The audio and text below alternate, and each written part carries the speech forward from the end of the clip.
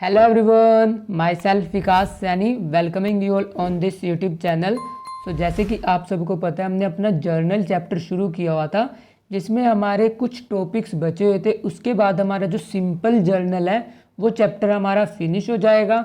उसके बाद हम कंटिन्यू करेंगे अपना जीएसटी जर्नल कि जब जीएसटी की जर्नल एंट्रीज होती हैं उनको आप कैसे पास करते हो, क्या क्या एडजस्टमेंट्स आपको करनी पड़ती हैं, वो हम सीखेंगे अपनी नेक्स्ट वीडियो में। जो आज की हमारी वीडियो है इसमें बेसिकली हम कवर अप करेंगे interest on capital, interest on drawing, और इसके अलावा मैंने आपको प्रीवियस वीडियोस में ट्रेड डिस्काउंट और कैश डिस्काउंट के बारे में बताया था। अगर हम परचेज या सेल्स रिटर्न करते हैं उस सिचुएशन में हम डिस्काउंट का क्या ट्रीटमेंट करते हैं वो भी आज हम इस वीडियो में सीखेंगे, क्योंकि कुछ बच्चों ने कमेंट किए थे कि सर हमें उससे रिलेटेड एक दो जर्नल एंट्री दोबारा से रिपीट करो। ये आज हमारा इस वीडियो का एजेंडा रहेगा। चलिए पढ़ते हैं फिर।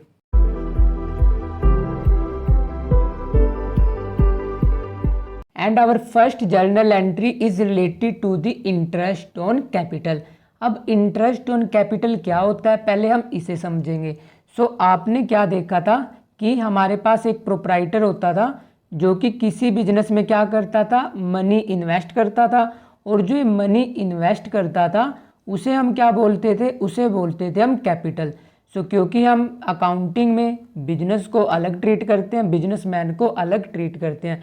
यही प्रोप्राइटर अगर कैश बिजनेस में इन्वेस्ट करने की बजाय कहीं पर बैंक वगैरह में डिपॉजिट करा देता, ऑब्वियस ही बात है उसको इंटरेस्ट ऑन कैपिटल या इंटरेस्ट ऑन सेविंग मिलता। ऐसे ही जब प्रोप्राइटर बिजनेस में पैसा इन्वेस्ट करता है बिजनेस उसे क्या देता है, इंटरेस्ट ऑन कैपिटल। आपको क्लियर हो चुका है कि इंटरेस्ट ऑन कैपिटल मिलता क्यों है। अब जो इंटरेस्ट ऑन कैपिटल है वो हमें किस अमाउंट पे कैलकुलेट करना पड़ेगा। आपको ये भी पता है कि जो प्रोप्राइटर होता है वो जब बिजनेस शुरुआत करता है, मतलब जब वो बिजनेस की स्टार्टिंग करता है, वो स्टार्टिंग में कुछ अमाउंट इन्वेस्ट करता है, फिर उसके कुछ दिनों बाद वो बीच में भी काफ़ी बार पैसा इन्वेस्ट कर देता है। इंटरेस्ट ऑन कैपिटल किस अमाउंट पे मिलता है, जो पैसा वो बिजनेस की स्टार्टिंग में इन्वेस्ट करेगा, और अगर उसने स्टार्टिंग के बाद कुछ बिटवीन में भी पैसा इन्वेस्ट किया है उस पर भी हमें क्या देना पड़ता है, इंटरेस्ट ऑन कैपिटल।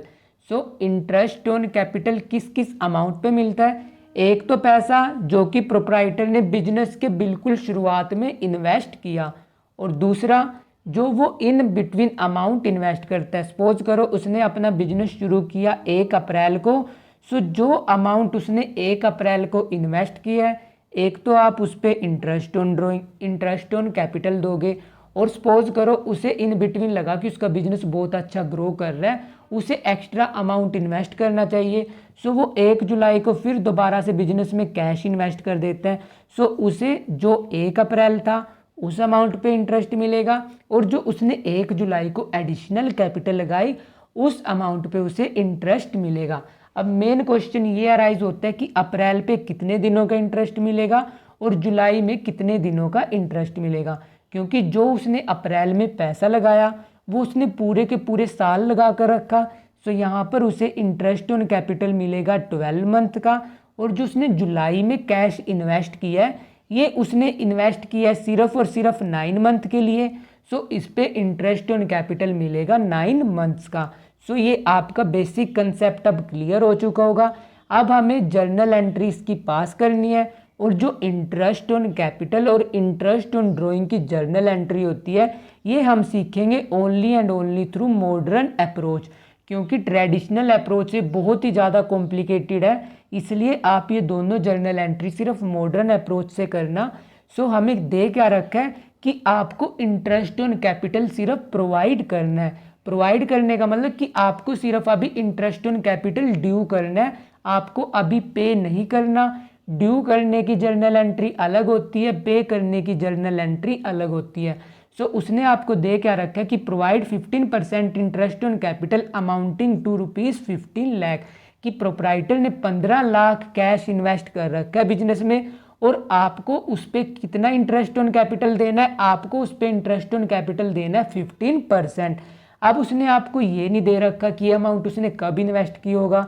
हम नॉर्मली क्या एज्यूम करते हैं कि जब उसने बिजनेस की स्टार्टिंग करी होगी उसने ये पैसा तब लगाया होगा।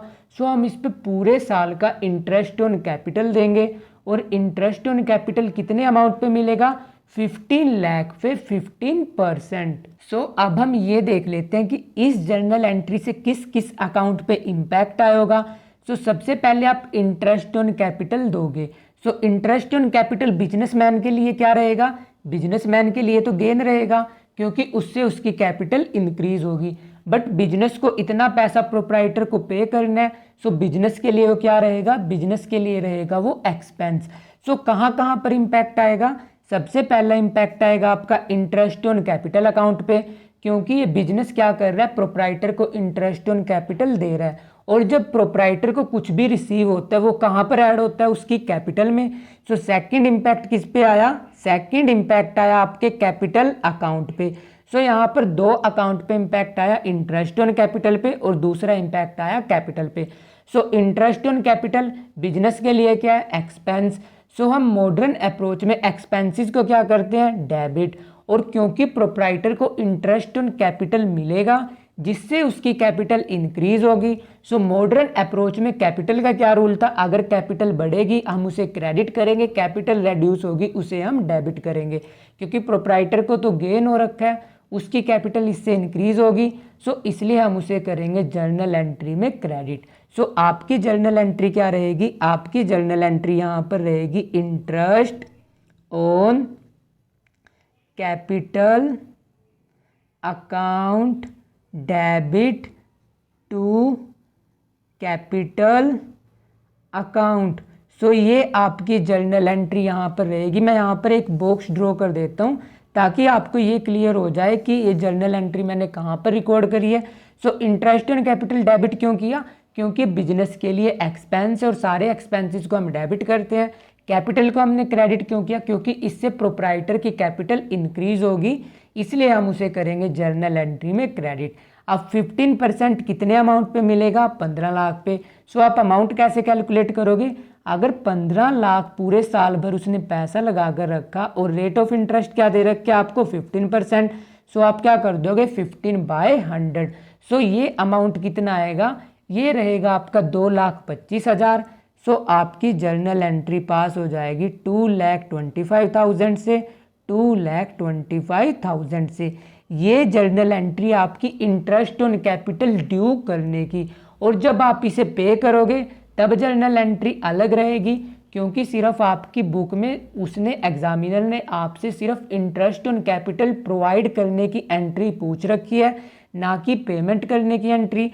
सो ड्यू करने की एंट्री ये रहती है, और जब आप पेमेंट करोगे उसकी जर्नल एंट्री क्या रहेगी, interest on capital to bank. So ये थी आपकी इंटरेस्ट ऑन कैपिटल की एंट्री। अब हम स्टडी कर लेते हैं अपनी इंटरेस्ट ऑन ड्राइंग की एंट्री। सो यहाँ पर आपको क्या दे रखा है, चार्ज इंटरेस्ट ऑन ड्राइंग ₹600। अब इंटरेस्ट ऑन ड्राइंग चार्ज करने से पहले हमें कुछ कंसेप्ट समझना पड़ेगा।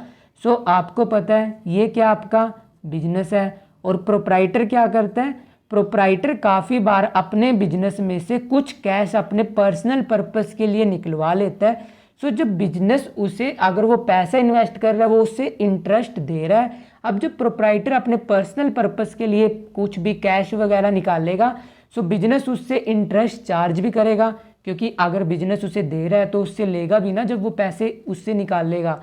सो इंटरेस्ट ऑन ड्राइंग किस पे चार्ज होता है, जितना प्रोप्राइटर बिजनेस से अपने पर्सनल पर्पस के लिए या तो कैश या बैंक से कुछ अमाउंट विड्रॉ करता है उस पर चार्ज करते हैं हम इंटरेस्ट ऑन ड्राइंग। और इसको भी हम समझेंगे अपनी मॉडर्न अप्रोच से। सो मॉडर्न अप्रोच में इंटरेस्ट ऑन ड्राइंग कहाँ पर रखा गया है, मॉडर्न अप्रोच में इंटरेस्ट ऑन ड्राइंग बिजनेस के लिए क्या है, एक फ़ायदा है, क्योंकि उसे प्रोप्राइटर से उतना कैश मिलेगा। सो बिजनेस के लिए बेनिफिट है, बट प्रोप्राइटर के लिए क्या है, प्रोप्राइटर के लिए एज अ एक्सपेंस है, क्योंकि उससे उसकी कैपिटल रेड्यूस होगी। सो बिजनेस के लिए गेन है, प्रोप्राइटर के लिए एक टाइप का लॉस है। सो इंटरेस्ट ऑन ड्राइंग बिजनेस के लिए क्योंकि बेनिफिट है, सो उसे आप जर्नल एंट्री में क्या करोगे, जर्नल एंट्री में आप सारी की सारी इनकम्स को क्रेडिट करते हो एज पर मॉडर्न अप्रोच। क्योंकि मॉडर्न अप्रोच में अगर आपका रेवेन्यू या इनकम इंक्रीज होती है उसको आप क्या करते हो, उसको आप करते हो क्रेडिट। सो आपकी जर्नल एंट्री क्या रहेगी यहाँ पर, to interest on drawings account.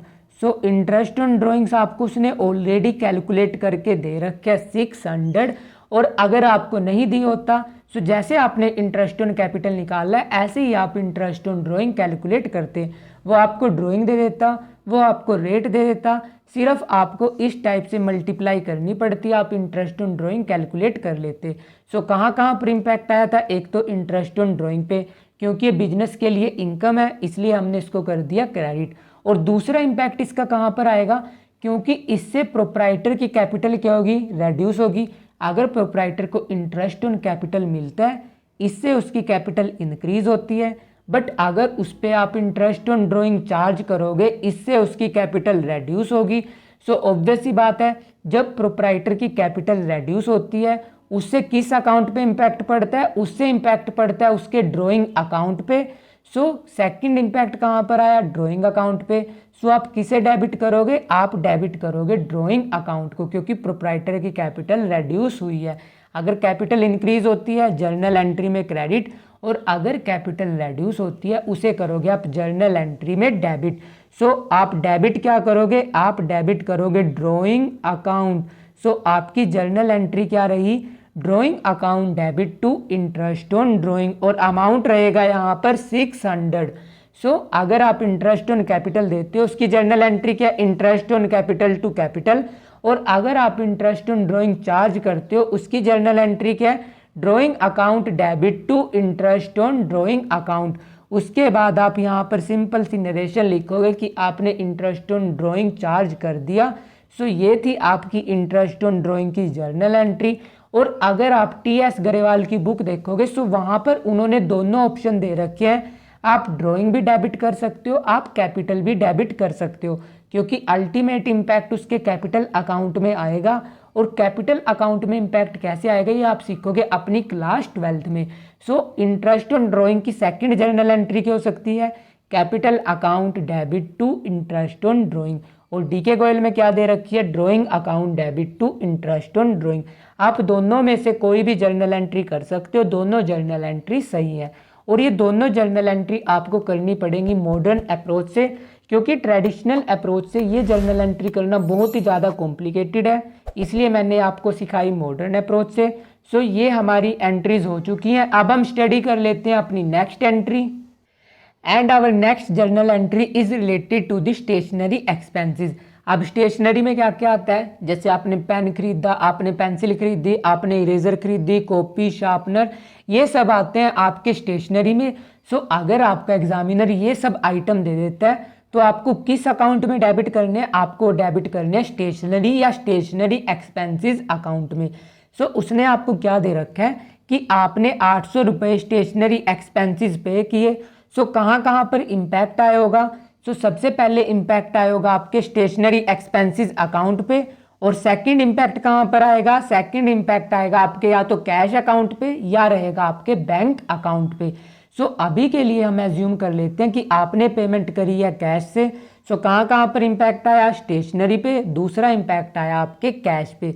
और क्योंकि स्टेशनरी एक्सपेंस आपका खर्चा है, so as per traditional approach हम नॉमिनल अकाउंट को क्या करते हैं, हम डेबिट करते हैं ऑल एक्सपेंसेस एंड लॉसेस को। इसलिए आपकी जर्नल एंट्री क्या रहेगी, आपकी जर्नल एंट्री रहेगी स्टेशनरी। आप यहाँ पर कंप्लीट वर्ड लिखोगे, जब आप अपने एग्जाम में ये जर्नल एंट्री करोगे सो आपकी जर्नल एंट्री रहेगी stationery expenses account debit to. आपने पेमेंट किससे करी है, कैश। कैश कहाँ पर आता है, रियल में। रियल का क्या रूल है, debit what comes in, credit what goes out. So business से बाहर क्या गया, कैश, इसलिए आप जर्नल एंट्री में करोगे कैश को क्रेडिट। और अमाउंट दे रखा है आपको 800। सो आप 800 से इस जर्नल एंट्री को करोगे रिकॉर्ड। सो ये हो चुकी है आपकी एज पर ट्रेडिशनल अप्रोच। अब हम इसे कर लेते हैं as per modern approach. Modern approach में स्टेशनरी एक्सपेंसेस कहाँ पर रहेंगे, आपके एक्सपेंसेस में। एक्सपेंसेस का क्या रूल है, अगर बढ़ रहे हैं आप उसे करोगे डेबिट। सो इसलिए हमने इसको कर दिया डेबिट। कैश कहाँ पर आता है, कैश आता है एसेट्स में। एसेट्स का क्या रूल है, अगर एसेट्स बढ़ेंगे आप उसे करोगे डेबिट, एसेट्स घटेंगे आप उसे करोगे क्रेडिट। क्योंकि आपके एसेट्स डिक्लाइन हुए हैं, क्योंकि कैश का बैलेंस डिक्लाइन हुआ है, इसलिए हमने उसे कर दिया जर्नल एंट्री में क्रेडिट। सो ये हो चुकी है आपकी दोनों अप्रोचेस से, ट्रेडिशनल से भी और मॉडर्न से भी। अब मैं इस जर्नल एंट्री को आपको एक बार दोबारा से रिकॉल करा देता हूँ कि स्टेशनरी एक्सपेंसेस में क्या क्या आएगा। जो भी आप स्टेशनरी शॉप्स पे देखते हो like pen, pencil, eraser, sharpener, scale, copies, अगर ये सारे के सारे आइटम आप अपने बिजनेस के लिए परचेज करते हो, आप कभी भी ये नहीं लिखोगे कि scale account debit to cash. आप क्या लिखोगे, या तो आप लिखोगे स्टेशनरी या आप लिखोगे स्टेशनरी एक्सपेंसेस। सो ये सारी की सारी जर्नल एंट्रीज आपको करनी पड़ेंगी स्टेशनरी के अकाउंट से। सो ये हो चुकी है हमारी स्टेशनरी एक्सपेंसेस की जर्नल एंट्री। अब हम स्टडी कर लेते हैं अपनी नेक्स्ट जर्नल एंट्री। और जो हमारी नेक्स्ट जर्नल एंट्री है बेसिकली हमने अपनी प्रीवियस क्लासेस में सीखी हुई है, बट कुछ बच्चों के कमेंट आए थे इसलिए हम इस जर्नल एंट्री को दोबारा से रिपीट कर रहे हैं। ऑल्दो आपका चैप्टर यहाँ पर कंप्लीट हो चुका है। जो यहाँ से अब मैं 3 जर्नल एंट्रीज कराऊंगा ये मैंने पहले ऑलरेडी करा रखी हैं, ये जस्ट इसका रिपीटिशन है। सो उसने आपको दे रखा है कि आपने सामान खरीदा किससे, राम से, लिस्ट प्राइस दे रखा है 40,000 और आपको ट्रेड डिस्काउंट मिला है 10%। ट्रेड डिस्काउंट क्या होता है, ट्रेड डिस्काउंट आपका वो डिस्काउंट होता है जिसको हम कभी भी बुक्स में रिकॉर्ड नहीं करते। क्यों नहीं रिकॉर्ड करते, क्योंकि जो हमें इनवॉइस या कैश मेमो मिलता है ये वहीं पर डिडक्ट हो जाता है, इसलिए हम इसे कभी भी बुक्स में रिकॉर्ड नहीं करते। सो लिस्ट प्राइस आपको कितना दे रखा है, लिस्ट प्राइस दे रखा है आपको 40,000, जिसमें से आपको ट्रेड डिस्काउंट कितना मिला है, ट्रेड डिस्काउंट मिला है आपको 10% और 10% हमेशा कैलकुलेट होगा इस वैल्यू का।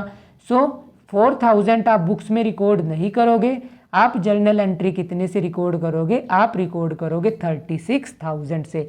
और क्योंकि आपने परचेज किया है सो किस किस अकाउंट पे इम्पैक्ट आएगा, सो सबसे पहला इम्पैक्ट आएगा आपके परचेजेस पे। और क्योंकि आपने राम से सामान खरीदा बट यहाँ पर ये नहीं दे रखा कि राम को आपने पेमेंट कर दी, सो हम क्या एज्यूम करेंगे कि आपने राम से उधार पे सामान खरीदा। सो सेकंड इम्पैक्ट किस पे आएगा, राम अकाउंट पे। सो ट्रेडिशनल अप्रोच में परचेजेस कहाँ पर आती हैं, नॉमिनल में। राम कहाँ पर आता है, राम आता है पर्सनल में। नॉमिनल का क्या रूल है, debit all expenses and losses, इसलिए आप परचेजेस को करोगे डेबिट। और राम क्या है आपका, राम है आपका गिवर। और पर्सनल का क्या रूल है, debit the receiver credit the giver. So आपकी जर्नल एंट्री क्या रहेगी, आपकी जर्नल एंट्री रहेगी यहाँ पर परचेजेस अकाउंट डेबिट। और आपने परचेजेस किससे करी है, राम से। सो राम क्या है, गिवर। सो आप यहाँ पर लिखोगे टू राम और अमाउंट कितना आएगा 36,000। सो आप ये जर्नल एंट्री रिकॉर्ड करोगे 36,000 से। उसके बाद आप सिंपल सी नरेशन लिखोगे, being goods purchased from Ram on credit at 10% trade discount. So ये जर्नल एंट्री हमने रिकॉर्ड कर ली। अब इसी जर्नल एंट्री से रिलेटेड हम नेक्स्ट 2 जर्नल एंट्रीज करेंगे। सो ये जर्नल एंट्री आप अपने दिमाग में रिकॉल कर लो कि आपने राम से सामान खरीदा है जिसका लिस्ट प्राइस है 40,000 और आपको ट्रेड डिस्काउंट मिला है 10%। सो परचेजेस की जर्नल एंट्री कर ली हमने। अब हम स्टडी कर लेते हैं अपनी next journal entry. And our next journal entry is related to the returning of goods. So हमें दे रखा है return goods to Ram of list price ₹2,000। अभी आपने राम से 40,000 के लिस्ट प्राइस का सामान खरीदा था जिसमें से आप उसे 2,000 के गुड्स रिटर्न कर रहे हो। सो जब आपने उससे सामान खरीदा सो उसने आपको क्या दिया था, ट्रेड डिस्काउंट दिया था 10%। और ये ट्रेड डिस्काउंट किस पे मिला था, लिस्ट प्राइस पे। और अब आप उसे गुड्स वापस कर रहे हो और आपको दे रखा है लिस्ट प्राइस, क्योंकि जब उसने आपको डिस्काउंट ऑफर किया था, अब जब आप उसको गुड्स वापस करोगे सो ऑब्वियस सी बात है वो डिस्काउंट कट करेगा, क्योंकि उसने आपको लिस्ट प्राइस पे डिस्काउंट ऑफर किया था। अब जब आप उसे लिस्ट प्राइस के गुड्स वापस करोगे ऑब्वियस सी बात है जितना डिस्काउंट उसने पहले आपको दे दिया था अब वो उसे क्या कर देगा, कैंसिल कर देगा। सो आपने कितना लिस्ट प्राइस के गुड्स वापस किए, आपने किए 2,000। बट क्योंकि उसने 2,000 पे आपको 10% तो डिस्काउंट दे रखा था, सो 10% वो भी माइनस करेगा। सो एक्चुअली में आपने रिटर्न कितने के किए, आपने रिटर्न किए 1,800 के गुड्स। सो अब इसकी जर्नल एंट्री क्या रहेगी, सो आपने 1,800 का सामान वापस किया। सो जब आप परचेज करके सामान वापस करते हो उसे हम क्या बोलते हैं, परचेज रिटर्न। सो पहला इम्पैक्ट किस पे आया, परचेज रिटर्न अकाउंट पे। और सेकंड इम्पैक्ट किस पे आया, सेकंड इम्पैक्ट आएगा आपके राम पे, क्योंकि पहले राम क्या था, गिवर था। अब जब आप राम को सामान वापस करोगे, राम क्या हो जाएगा, आपका रिसीवर। सो हम इसे पहले कर लेते हैं ट्रेडिशनल अप्रोच से। सो ट्रेडिशनल अप्रोच में राम क्या है, राम आता है पर्सनल में। सो पर्सनल का क्या रूल है, debit the receiver credit the giver. So receiver कौन है अब आपका, राम। इसलिए आप जर्नल एंट्री में क्या करोगे, आप जर्नल एंट्री में करोगे राम डेबिट, और आपने परचेज करके क्या कर दिया, सामान रिटर्न कर दिया। परचेज रिटर्न कहाँ पर आता है, नॉमिनल में। नॉमिनल का क्या रूल है, debit all expenses and losses credit all income and gain. क्योंकि पहले आपने परचेजेस को एक्सपेंस दिखाया था, अब आपने उतने की परचेज रिटर्न कर दी, ऑब्वियस सी बात है आपका एक्सपेंस उतने से रेड्यूस हो जाएगा। सो आप उसे करोगे जर्नल एंट्री में क्रेडिट। सो आपकी जर्नल एंट्री क्या रहेगी, Ram account debit to purchase return account. और अमाउंट कितना आएगा, अमाउंट आएगा आपका 1800, क्योंकि 2000 पे उसने आपको 10% तो ट्रेड डिस्काउंट दे रखा था ना। सो जब आप उसे सामान वापस करोगे वो भी उतना ट्रेड डिस्काउंट लेस करेगा। उसके बाद आप इसमें नरेशन लिख के इस जर्नल एंट्री को कर दोगे क्लोज। अब यही जर्नल एंट्री हम कर लेते हैं अपनी मॉडर्न अप्रोच से।